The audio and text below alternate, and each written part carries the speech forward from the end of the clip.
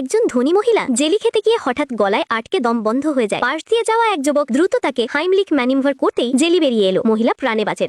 যারা একটু আগেই ছেলেটিকে অসভ্য বলে গাল দিচ্ছিল, এখন সবাই তার প্রশংসা করতে লাগলো। মহিলা ঠিক আছে দেখে ছেলেটি চলে যেতে চাইলে মহিলা তাকে ধরে ফেলে, কারণ মহিলার এক গুরুতর অসুস্থ বড় বোন আছে। তিনি বলেন, তুমি যদি আমার বোনকে সুস্থ করতে পারো তোমাকে 10,000 কোটি টাকা দেবো। এটা ছেলেটির জন্য জীবন বদলে যাওয়ার বড় সুযোগ। সে রাজি হয়ে যায়। ওদিকে ধনী মহিলার বাবা অনেক বিখ্যাত ডাক্তার ডেকেছিলেন, কিন্তু সবাই দেখে বলেন তারা কিছুই করতে পারবেন না। বাবা দুশ্চিন্তায় পাগল। এ সময় আরো একজন ডাক্তার আর তার সঙ্গে একজন নার্স আসে। নার্সটি ছিল ছেলেটির সাবেক প্রেমিকা।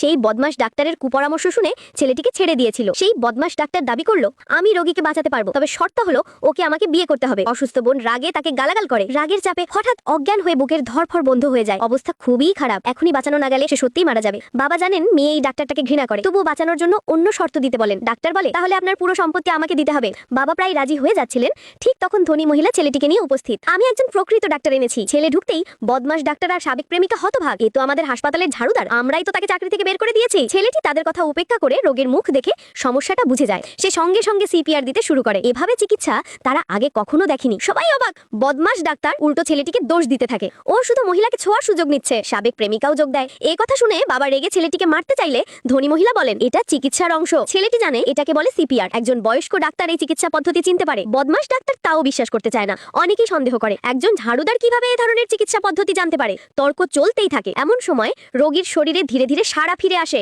অন্য ডাক্তাররা চিৎকার করে ছেলেটিকে আটকাতে চাইল। ঠিক তখনই রোগী আবার নিঃশ্বাস নিতে শুরু করে।